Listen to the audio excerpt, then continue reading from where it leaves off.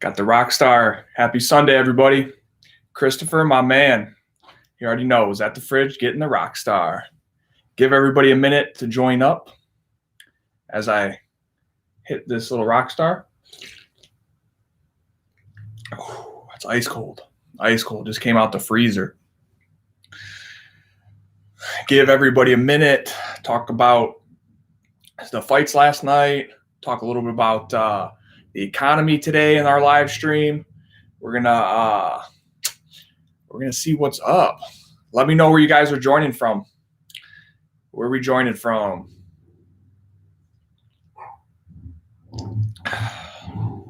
Where are we joining from? Canada's in the house. Heck yeah. What is up, YouTube fam? What is up? Wales, Dallas, Texas. Okay, Tennessee. I like it. Let's go, baby. Let's go. You guys got me feeling fired up today. Just like this picture up here. Boom. The old flex. Romania. Awesome, man. Oklahoma, Bronx, Toronto boys. I like it. Oh, execution just already coming out, man. I was about to say, if anybody's got any specific questions, execution beat me to it. But crush that super chat and drop an elbow on that thumbs up button. Execution. Let's see what he's got to say, guys. Hey, Myles. I don't know if you remember me, but it's been a while. Depression hit me and just playing Call of Duty. Hope you're doing well. And when is your next fight? My man, Execution. Welcome back, brother. Man, sending good energy your way, sending positive vibes your way, dude. Keep pushing forward. And yeah, man, enjoy playing Call of Duty. That's a fun game. I'll probably be playing that in a little bit too. So, man, happy Sunday to you, Execution. And my next fight, I'm just waiting. I'm waiting on the details. I'm on my diet.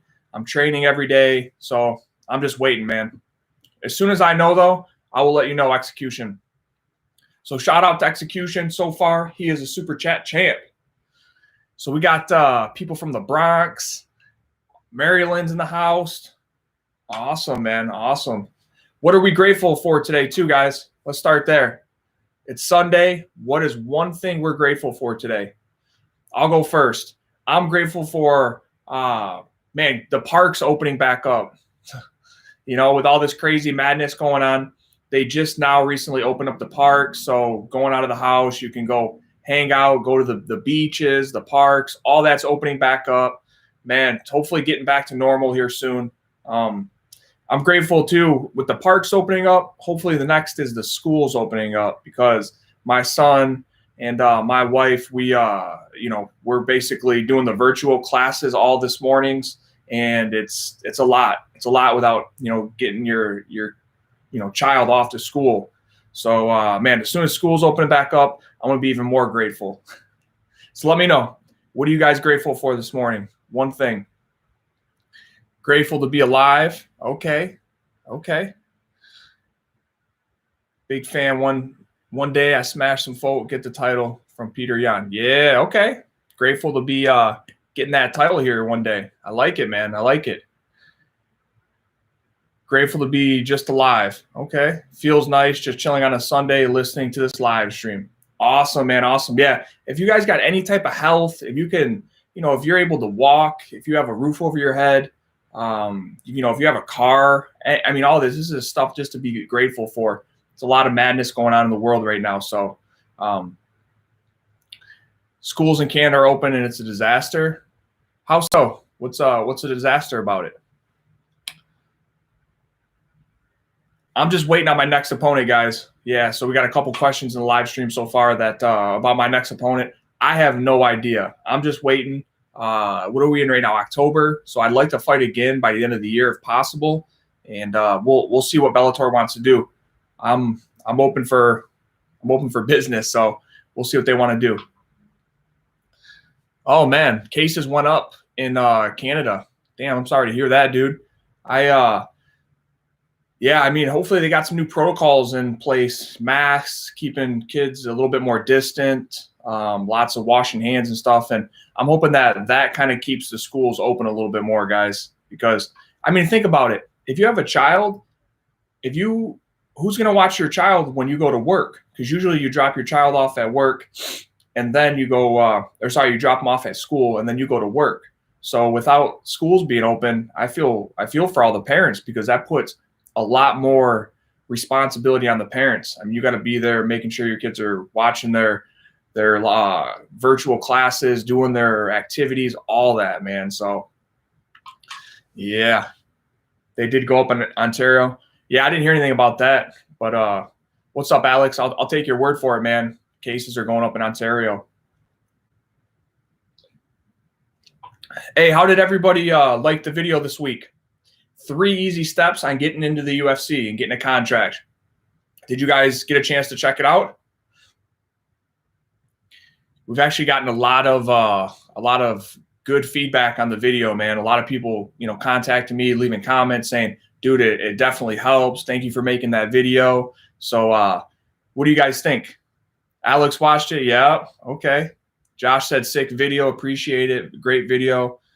Adam says, very helpful. Yeah, man. Yeah. That's the goal. That's the goal here at this channel, to educate and inspire people. So I hope definitely that helped. And this week, guys, I'm also going to be doing a video on the management side of MMA.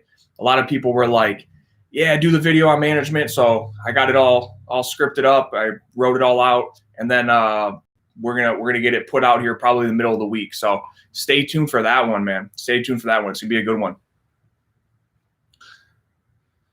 Did anybody watch the fights last night? Oh, Holm, man. Holly looked good last night, man. I thought the I don't know. I didn't see it going like that. I thought Holm would win, but I didn't see her beating. It's Aldana. Yeah, it's Aldana. I didn't see her beating Aldana. That impressive. 5 rounds, pieced her up, dude. I mean, just outworked her. Aldana came forward a lot, but she really didn't throw anything. She kept getting hit with side kicks. She kept circling off away from Holly's straight left hand. But when she did that, she let Holly kind of circle off, so she couldn't really cut her off because she would run into Holly's left hand or left head kick. So it was kind of like she just got outclassed. She got picked apart. Dominant win for Holly Holm, which is cool to see. At 38 years old, man, she's out there looking like she's 21, jumping all around the cage, throwing high volume. I think it was over 100 strikes, and she broke her record for, I think, the most strikes she's ever thrown was last night. So, man, Holly Holm's just getting better. It's a good learning experience also for Aldana. I think she'll come back stronger, but that's the cream of the crop at that the bantamweight division. You get into that top 3, it's a different level. And man, Holly Holm showed that how good she is last night. What'd you guys think of the fight? Holm wrecker. All right, I like that. Holm wrecker. I like it. What's up, Cape Town? What's up? Welcome. Holly Holm only lost to the lead of the elite. Yes. Yep, I agree. Who was it? Nunez caught her. Cyborg beat her. So, a couple of adjustments, and she goes out and she has a good night. She can beat any of those girls. I mean, Holly Holm's got the experience. She's got the power. She's athletic. She's still hungry. She's very motivated from what it looks like to me. Yeah, I agree, Ryan. Holly can win that belt again. I don't know. I could see her getting a title shot next. I don't know if if they're going to give it to her that quickly. But I'm just thinking either it might be her or it might be Randamine. So I could see that fight. Maybe Holly versus Randamine again. Who knows? Either way, it's going to be I think Holly Holm versus Amanda Nunez is a sick fight. So Amanda Nunez, though, she's a GOAT right now, dude. She knocked out Cyborg. She's beat Bullet Valentine. She's just killing it, man. So we'll see if anybody can knock her off that number one status, man. Speaking of Randamine, what do you guys think of Randamine versus Pena? Man, tough night for Pena. Dude got choked out, caught in that guillotine. I didn't see that happening personally. I thought Pena would kind of just outwork her a little bit. Pena looked a lot smaller than Randamine, that's for sure. Like, I mean, Randamine looked like a giant, clean striker, staying composed. Obviously the better striker. But Pena is just super, super tough, gritty, great Greco and grappling and ground and pound and all that. And she was doing good. I mean, I had it 1 round apiece going into that 3rd round. And then, once she got Randamine down, she got caught on like the side and got caught in that guillotine choke and didn't try and hop over. Did it really? I guess the cage was there a little bit, so she couldn't get over that well. But she really didn't even attempt to get out of there. So, man, ended up going to sleep. Man, she was out for a while too. I thought the referee could have stopped it a little bit sooner than that, but that was kind of tough to see. He ended up like shaking her arm, making sure she was out, and she was, man, sleeping. Boom, straight up. So props to Pena. She's a G. She didn't tap out. What's up, Saberi? How are you doing, my man? Holly Holmes can beat Kevin Lee. No,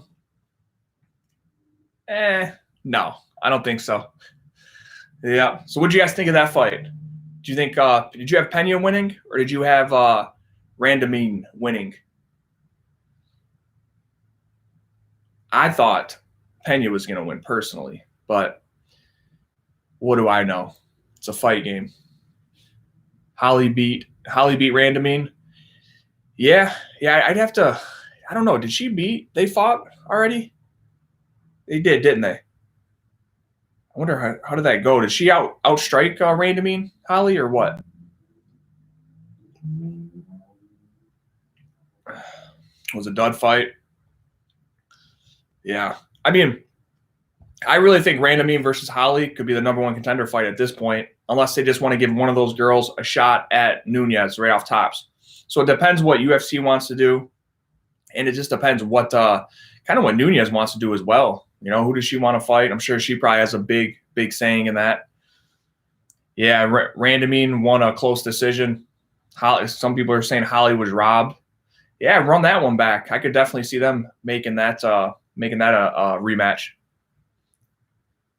I like watching Nunes fight, dude. I think she's mean, she's aggressive, heavy hands, obviously heavy kicks. The way she knocked out Holly Holm. So I would like to see her fight.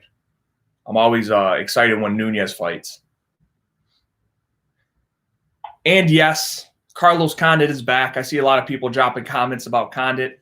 My man, the natural born killer, is back. Super, super excited. And, man, it was just awesome to see Carlos after all that adversity he's been through. Man, my man hasn't won a fight since 2016. And now he goes out there, close fight with Court McGee. I had it 1 round apiece going into the 3rd. Condit just did. When Condit goes forward, throws his strikes, doesn't hesitate, he's nasty, man. He's got elbows, kicks, knees. The way he moves, his rhythm is different. And man, to see him get a win last night was awesome. Just shows that through all that adversity, he didn't give up. He just kept pushing, like he said, keep training, keep getting better. And the natural born killer is back, baby. I'm excited to see what's next for Carlos as well, because sometimes when you're a fighter and you're on multiple like losing streaks and you lose in 1 fight, 2 fights, 3 fights, Condit was down 5 fights. So that definitely messes with your morale, man. It messes with your confidence. So now that Carlos has got a win back, I think his confidence is going to be a little bit better. I think he's going to be trusting his skills and his motivation is going to be there a little bit more as well. So super, super excited to see Carlos kind of get that win last night. Let's go, baby. Yeah, Warmir, Carlos, NBK, Condit. Outside of growing up, Tito Ortiz was my first super, I was a huge fan of him. And then, GSP, I'm a super big fan of him. Outside of those 2 guys, Carlos Condit is one of my favorite fighters, dude. I feel like watching him fight, super exciting. Kicks, knees, everything, very versatile. And I feel like my style is kind of like his. I'm not against elbows, knees, head kicks. Too diverse to stay in one lane, I guess is what I'm saying. So I love it. Condit could be dangerous if confident. Yes. Yeah, I agree, man. It's all confidence for Condit. The more confident he is, the more better he does. And I think Diaz or Cerrone, yeah, I think the Cerrone fight makes a lot of sense right now. I think Cerrone's kind of coming off of a couple losses. Connon's getting his win back underneath him. I think that fight makes a lot of sense, and I think it'd be a good one too, man. On the feet, striking. That's another fight. Condit versus Cerrone. Whoever is more aggressive and confident, it would win that fight, I think. Condit can't hang with the top 10. Just give him fun fights. Yeah, I mean, definitely if you look at his last, 6, 7 fights, he hasn't won against the top competition, but he has fought a lot of top guys, man. He fought Maia when Maia was just submitting everybody. Obviously fought Lawler for the title. And I think he beat Lawler. I mean, that was a close fight. So yeah, 100%, man. He's got the skills and he's got everything to do it. It's just that he's had a run of bad luck lately. So who knows? Maybe we'll see. Maybe he'll go on another run on this next one. What do you guys think? Oh, happy birthday, Elizabeth Harden. Happy birthday. What's up? Happy birthday. Jury versus Condit. I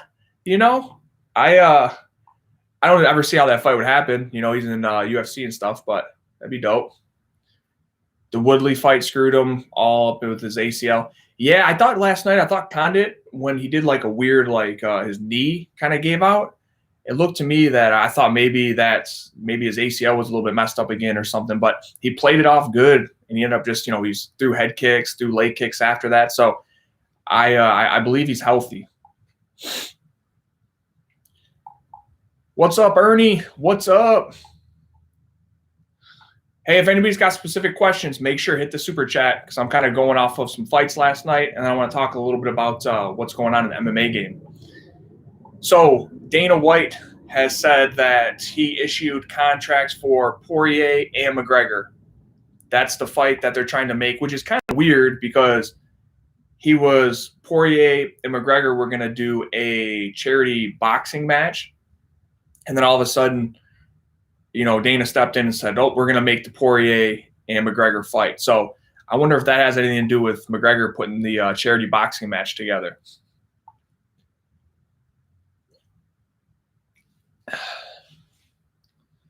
Dustin versus Conor, yep. Yeah, I think that's a sick fight right now.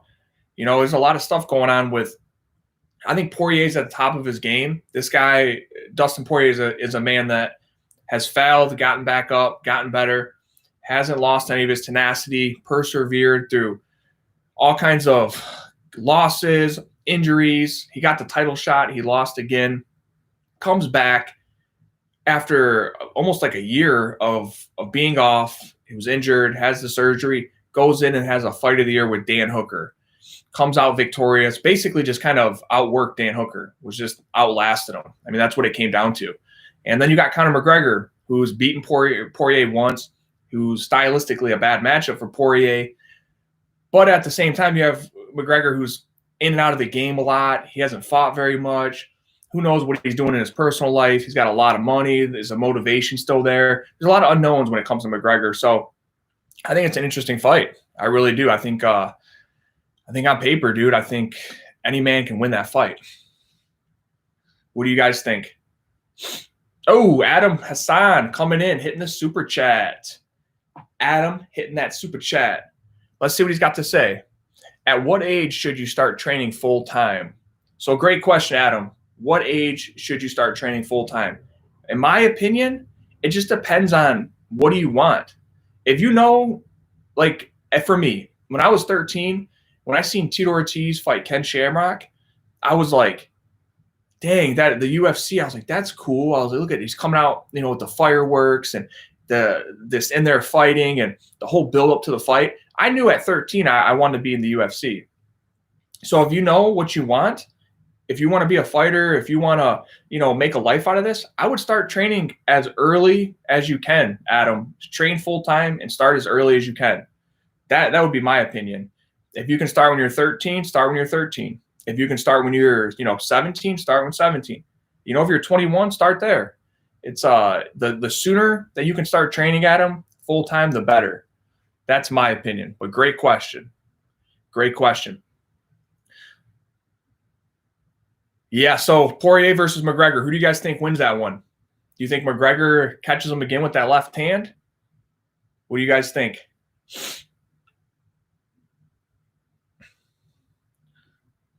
couple people saying they thought Hooker beat Poirier, huh?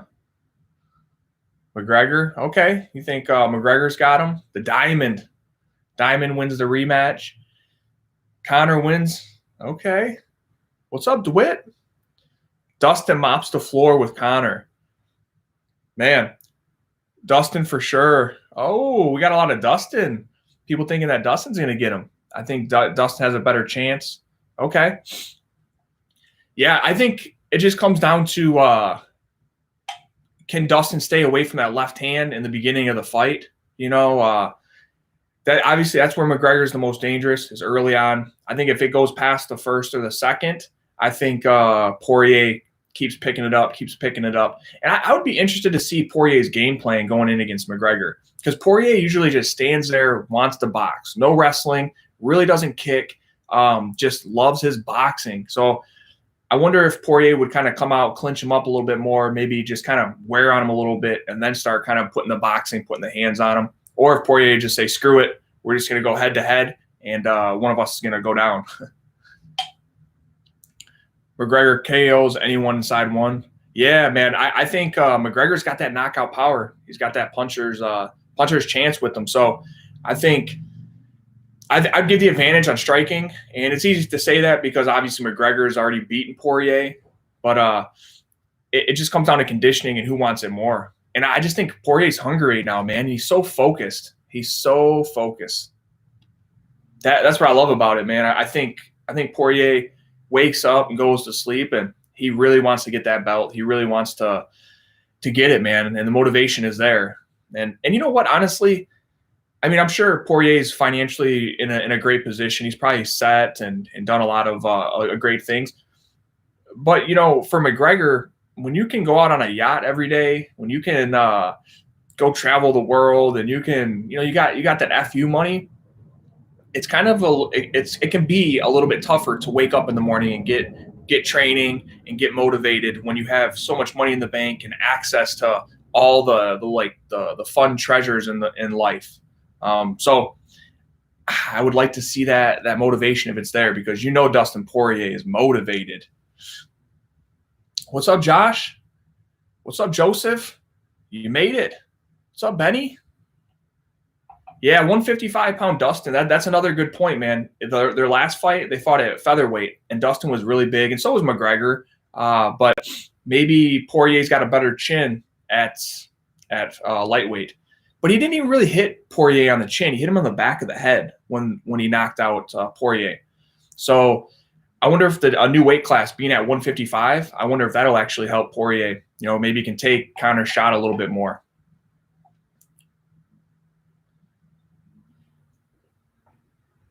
And Slim Shady is in the house. 313, baby. I'm from Hazel Park, Michigan, guys. If anybody's new on this stream, or if you're new to this channel, Hazel Park, little city right outside of Detroit. So when you got Slim Shady, obviously Eminem from Detroit, 313's in the house.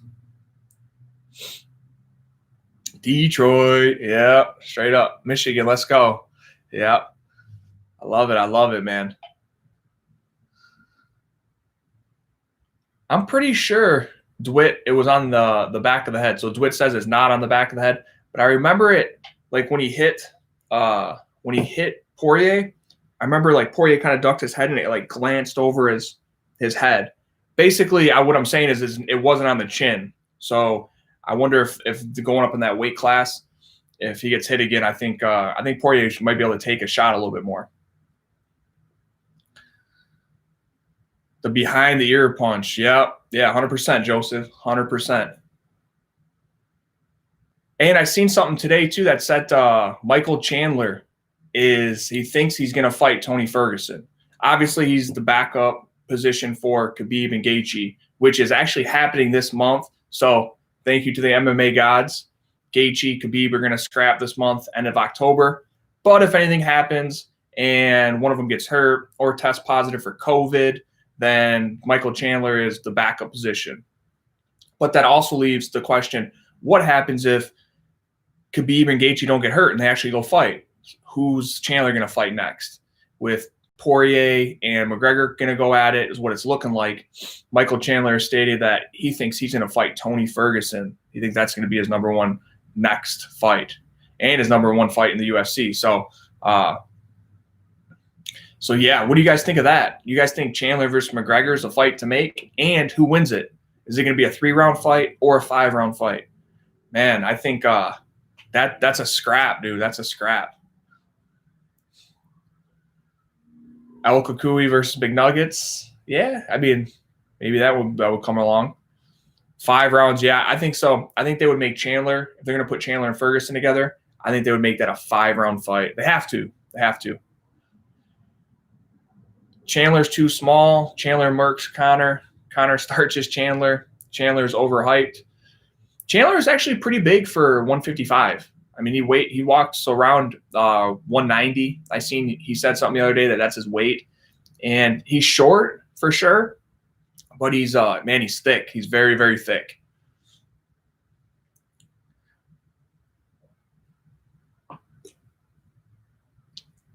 He is definitely. Chandler's short and stocky. That's his body type, guys. He's not tall. He's not lanky. He's short, stocky, and he comes forward. He loves being aggressive, getting in your face. I think 55 is a good weight class for Chandler, to be honest.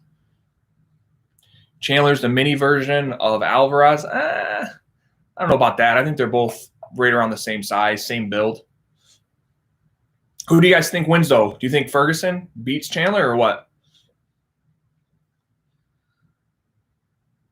Would love to see me versus Chandler. Yeah, I've actually sparred a lot with Chandler, man. I've never fought him, obviously, but sparred with him a lot in the back in the day. I've never fought Chandler in a cage, just training. Hoping Chandler wins, go Bellator. Yeah, I mean, imagine that. If Chandler comes over and beats Ferguson, dude, that's a huge feather in his cap. That's a huge, huge win. And that puts him right in line for a title shot, which he already is there. But I think that would just make it like a statement. Like, yeah, I do deserve to be here. I can compete at the highest levels in UFC, because that's the question with Chandler, right? Obviously, he's gifted. Obviously, he's talented. Obviously, he was at the number one in Bellator, but it's a new division, a new organization. And that's the big question, I think, for Chandler. Can he, the way he was in Bellator, dominant, can he go over to UFC and do that same thing? And I think that's what he wants to find out. And I think with a win over Tony Ferguson, that cements that, yes, he can. He can. And obviously with a win over Khabib or Gaethje, that's 100%. Chandler wins via ground and pound. Ferguson, but you never know with Chandler. Ferguson takes that one. Ferguson beats light posts these days. You know, Ferguson, first off, I think a lot of people are counting him out just because he lost so dominantly recently. And a lot of people tend to forget that just because somebody loses, they forget all the accomplishments that he's had. So I really think that Ferguson is very deadly. I think stylistically, I think it's a tough fight for Ferguson, because when they both get into it, they both are scrapping. I think Chandler has access to getting takedowns and controlling Ferguson on the ground. That I think, because to me, that's Chandler's best weapon, right? Is putting you against the cage, taking you down, avoiding submissions, and just landing short elbows, grinding on you, beating on you. Anytime you see Chandler getting beat up in the striking department, anytime you see him basically getting super uncomfortable, he likes to go back to getting those takedowns, being on top, and beating people up. So I think stylistically it's a tough fight for Ferguson, but I could also see Ferguson, man, just, push kicking him, teeping him, hitting elbows, just kind of like just cutting him up and beating him up as well, keeping it on the feet. So I love that fight. I love that fight. They need to, if Khabib and Gaethje, neither of those guys get hurt, then I would love to see Ferguson and Chandler.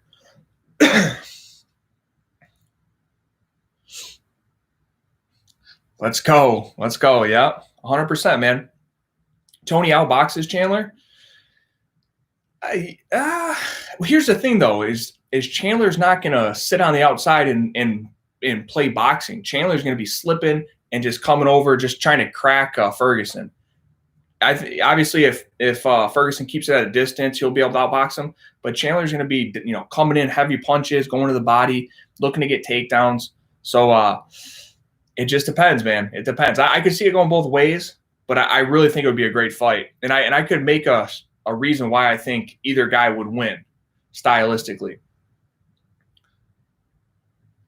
It's not happening yet, Jeremy. No, Chandler versus Ferguson's not happening yet. Chandler just made a statement saying that he thinks that's going to be his first fight. If, for whatever reason, Khabib, Gaethje, all that doesn't go through, doesn't pan out, then that's going to be his first fight in the UFC. That's what he believes. It's Ferguson.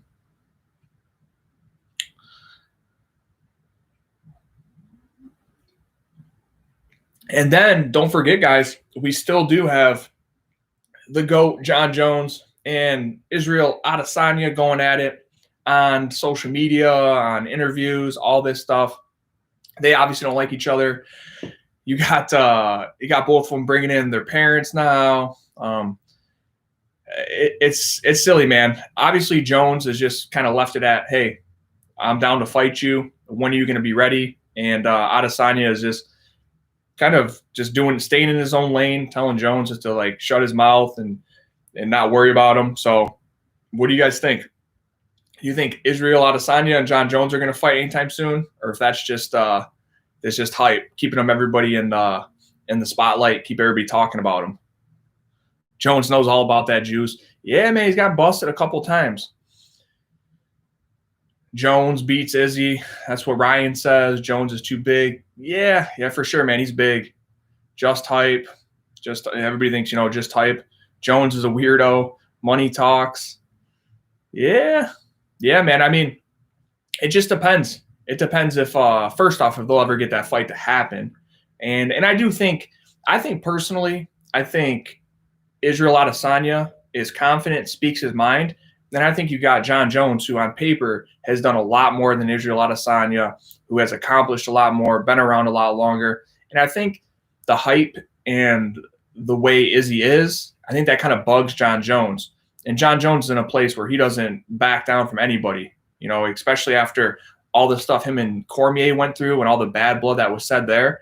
Jones don't back down from anybody now on social media, in a fight, anything like that. So I think just personally, I think Izzy's kind of stealing a little bit of a Jon Jones shine. And on top of that, I think Izzy opens his mouth and says stuff that even riles up Jon Jones even more. But personally as well, I think Jon is in a place where he's confident, like this dude's a kid. He's smaller. I'll crush him. He doesn't want to fight me. He's just talking. So that is where Jon Jones is at. I think Jon Jones is keeping it more gangster. I think Izzy's talking, but Jon Jones is actually like, dude, let's set it up. I'll beat your ass. Let's go. Anytime, anywhere. Let's go. And you don't see Adesanya really saying, Dana, set this fight up. Let's go. Let's do this. I haven't seen any of that. Joseph Burns hitting that super chat, baby. Crushing that super chat. Let's see what he's got to say. Joseph Burns says, would you party with Jon Jones? Oh, man. I would absolutely party with Jon Jones. I wouldn't be doing none of the booger sugar. But Jon Jones looks like he's a cool dude to hang out with, man. I'm sure he likes to have a good time. I would like to train with him, and I would go out and party with him, man. I wouldn't do no steroids, and I wouldn't. I don't do none of the booger sugar. So, but I would kick it with him. Great question, Joseph. If anybody's got any more questions, hit that super chat right there. Sugar. I want Myles versus Khabib. Yeah, it's going to be a tough one anytime soon. Khabib's a different organization and at a higher level than me right now. TRT, bro. Yeah. I don't know what Jon Jones is on. I'm not a genius when it comes to PEDs, testosterone, any of that. I've personally never done it. I think that's a mental weakness. I think if you got to use steroids or if you need to use any type of testosterone, I think that's just a mental crutch that you have. You don't believe that you can beat this man with what you have right now. And to me, I couldn't sleep with myself at night if I did steroids. So that's why I don't do them. because even if I did steroids and I went out there and I beat somebody and I made a bunch of money and I won a world title, the way my mind works is I know I'm a cheater and I wouldn't respect that. So, yeah. And you know, with John Jones, I don't. I know when he tested positive for cocaine, that was an out of competition test, and it shouldn't have been released. So that was actually USADA's fault, because what happens with USADA is they do in competition tests and then out of competition tests, and certain substances you can use out of competition, and certain substances you can use in competition. So yeah, that shouldn't have been even released about John Jones. But he's even been very, very honest about what he does. When John Jones was on Joe Rogan, he even said for a lot of his UFC fights, he would go out and just get trashed a week before the fight.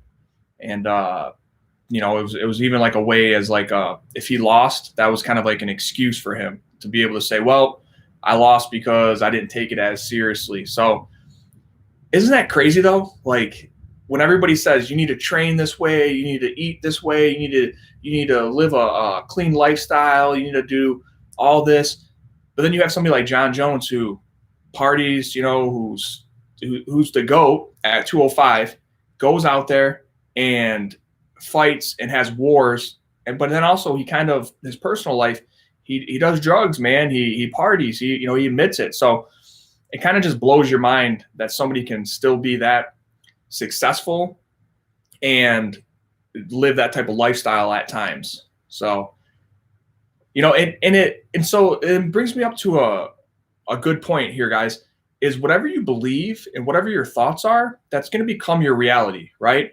So I want to give you an example. That video that I did about 3 steps to get into the UFC, there was a comment that somebody left on it, and they basically said, there's no way you can get into the UFC, around 6 months of training or anything like that. John Jones is 1 in a billion.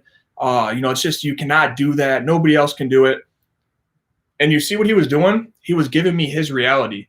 I told him a strategy that he could use to get a UFC contract. And I gave him somebody that has actually already done it. It's been proven and it's happened. And he, in that comment, made up a case and a story to defend his reality of that cannot happen. So it goes to show, guys, whatever you believe is what's going to happen. So be careful of your thoughts. Be careful of what you believe and what you put your energy into. Because again, like John Jones, I could sit here and say, you know what, you cannot party if you want to be a champion. You cannot drink if you want to be a UFC champion. You need to be in the gym every day. You need to be getting 8 hours of sleep every day. But in reality, you don't have to. Look at John Jones. I mean, whatever you believe is what's going to work for you. So if you need to be getting 8 hours of sleep every day to feel like you're ready to go fight at the highest level, do it. If you need to go out and get trashed a week before your fight to feel like you can go, perform at your highest, do whatever you need to do to make it work for you. And be careful of your thoughts, right? Because if you tell yourself that you can't do something, then you're not going to, man. That's what it comes down to. All right, so I got off there a little bit on a side note, but super, super important, man. Never tell yourself you cannot do something. Always ask yourself, how can I do it? That's super, super important. So let's talk a little bit about the investing, man. I recently put an offer in on a property in Michigan for $35,000 cash. The seller wanted $50,000, and they denied our offer.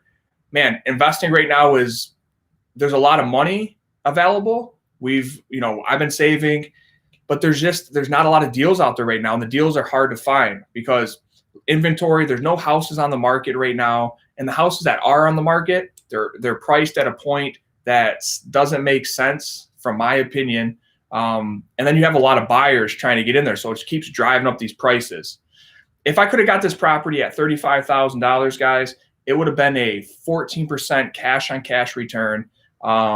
We would have bought it at 35 and it's worth 50. So we'd have made 15 grand in equity right off tops.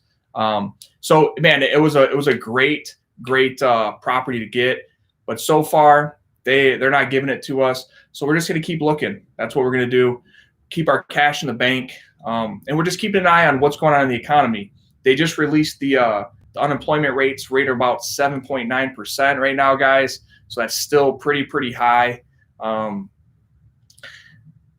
Let's see. Joseph Burns, he's got another question. Just crushing that super chat. Let's see what he's got to say. Joseph, would you invest in a property with multiple apartment units on one property, or what is a dream real estate deal? So for me, Joseph, and I always say it's like, so for you, it just depends at what level you are, what you want to accomplish as far as like return wise, what your experience is. So for the question again, would you invest in a property with multiple apartment units on one property, or what is a dream real estate deal? I would invest in a property that has multiple units on it. So a duplex, a triplex, or a quad, or even 8-unit, a 12-unit, whatever.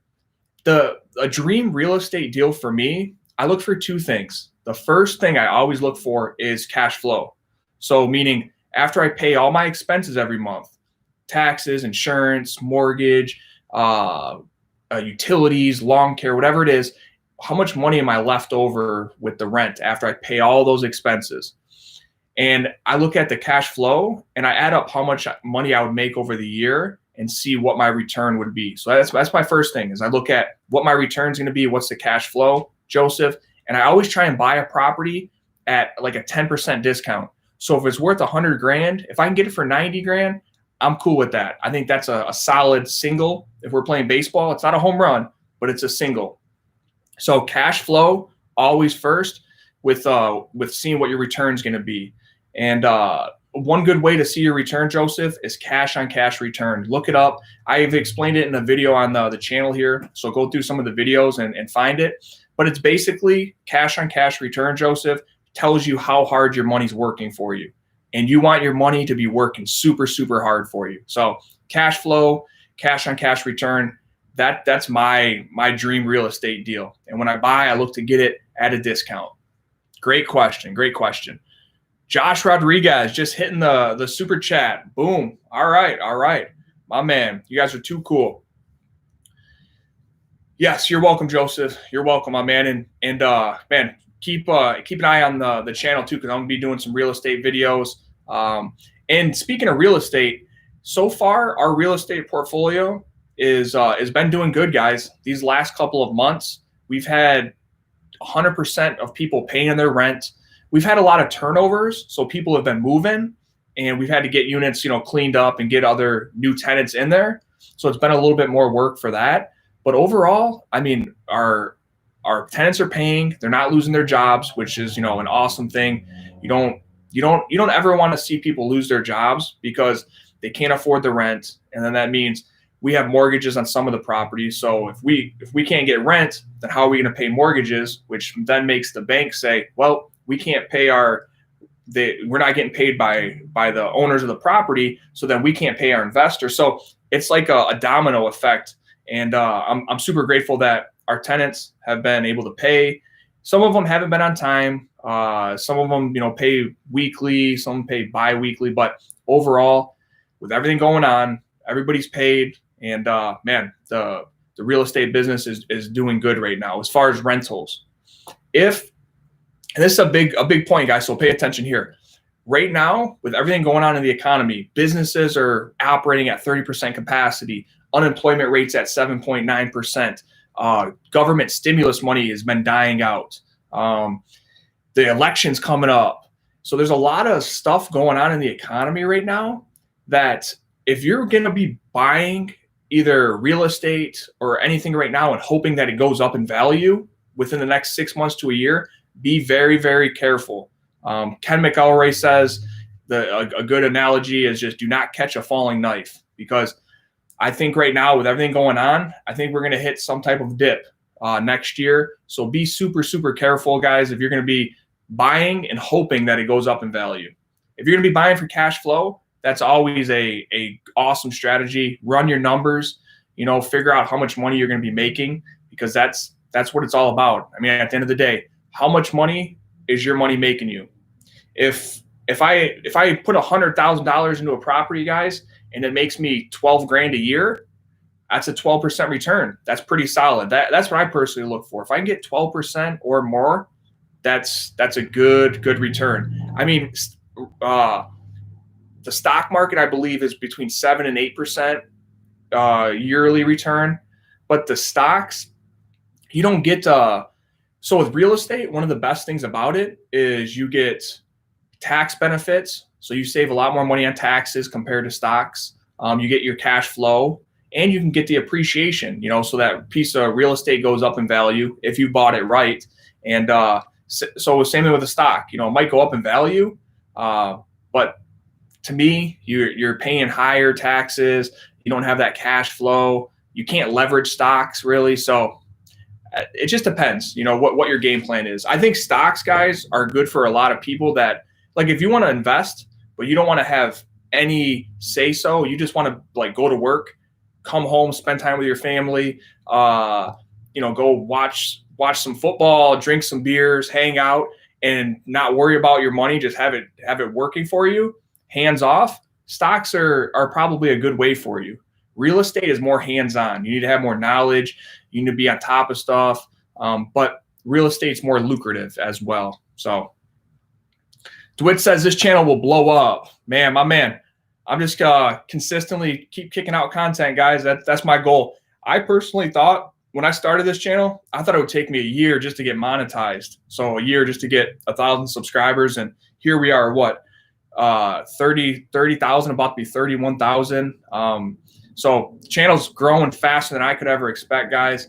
And my goal for this channel, I want to get 100,000 subscribers, and I want to get it up to where the channel's making $1,000 a month. I'll do a video on how much I've made so far, but that's my personal goals. 100,000 subscribers and get this channel bringing in $1,000 a month, which I think we can do. Definitely, I think we can do. But I'll do a video as well on how much money I've made off of YouTube. And let me know what are some good topics or video ideas that you guys would like, because I need some ideas for some videos.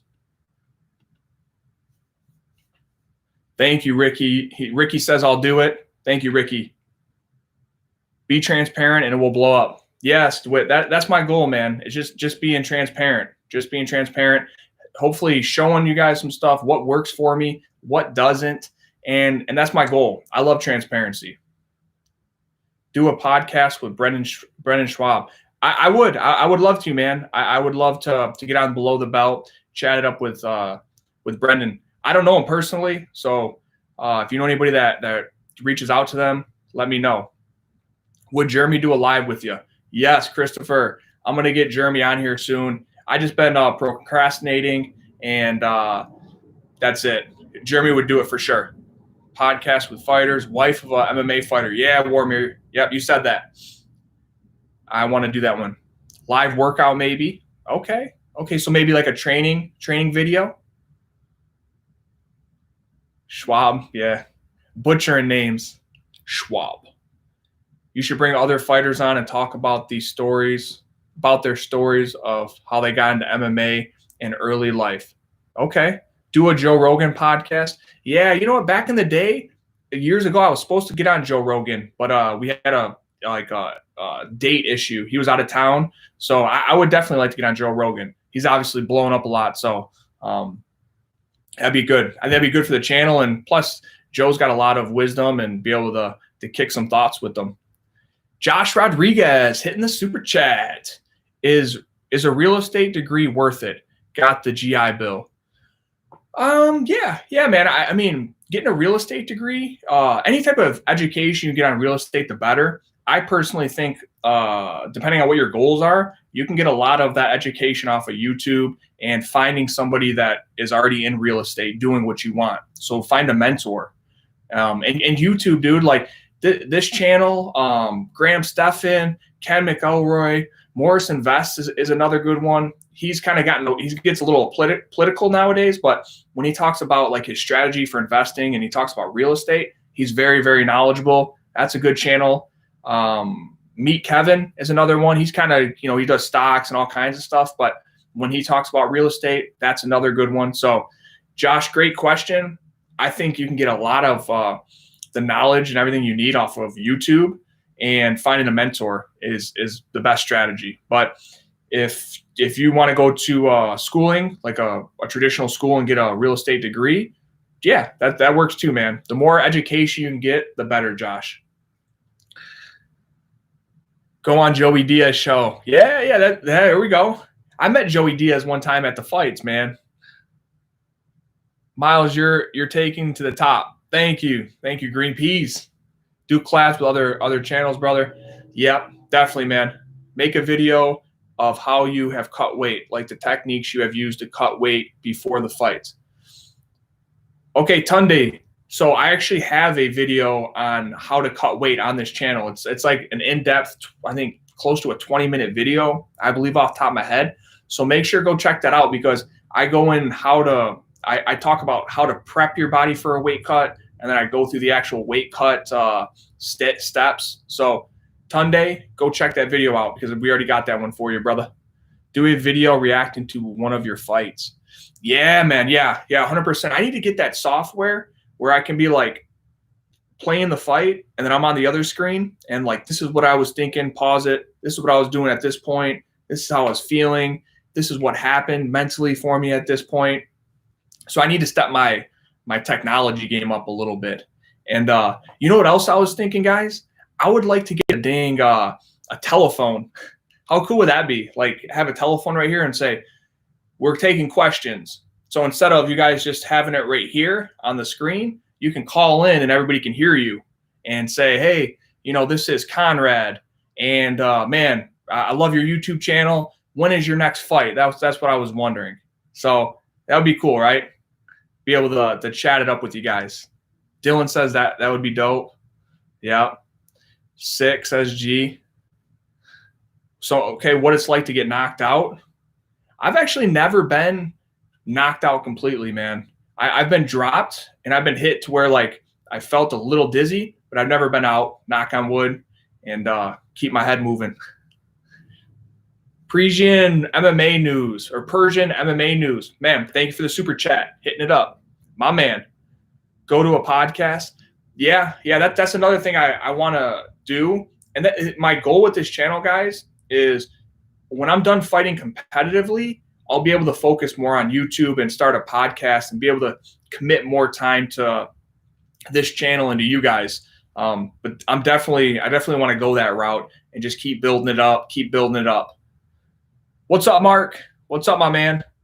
We missed you on the live stream, but I'll catch you on the next one. A lot of people would kill to ask a legendary MMA fighter like you a question. Yeah, man, yeah. And that's what live streams are for, in the videos, and being able to connect with you guys. I mean, how cool is YouTube? I can ask you guys from New York to the Netherlands. We have people here to France, Paris. So how cool is it that I can use YouTube to connect with you guys one-on-one?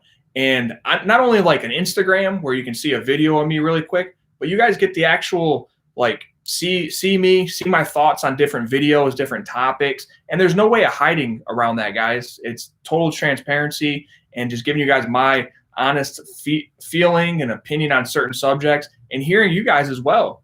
I want to hear what you guys want to see, what you guys want to learn, what you guys need to make and improve yourselves. Oh, Pierre coming in, hitting the super chat. Boom, killing it, my man. I have a company I'm doing marketing for. It's a turmeric company, UK based. How could you send you products? Yeah, that sounds good, Pierre. Turmeric. So you're talking about the it's like an antioxidant. It's good for you. It's in some of those like shots that you drink that are really good for you. Send me an email. That's probably the best way to get in contact with me. My name, MylesJury@gmail.com. And it's MYLES. So MylesJury, no spaces, @gmail.com. Send me an email, and then we'll figure something out as far as get some product over to me. Check it out. I'm always looking for cool product to team up with. And man, great question. Killer Bones, 10th Planet Jiu-Jitsu. Okay, Pierre, yep, cool, man. Send it over, and I'll get back to you ASAP. All right, so guys, it's been awesome chatting with you guys today. Keep a lookout for this week. I'm going to drop that management and MMA video. So I'm going to give you guys what a manager is, how to find a good manager, what managers charge, what bad managers are like. So keep an eye out for that video. And don't forget, if you haven't already, elbow that thumbs up button and subscribe if you're new to the channel. And for this week, don't forget to do the same thing. Crush it. Enjoy your Sundays, guys. Love you, and I'll talk to you soon.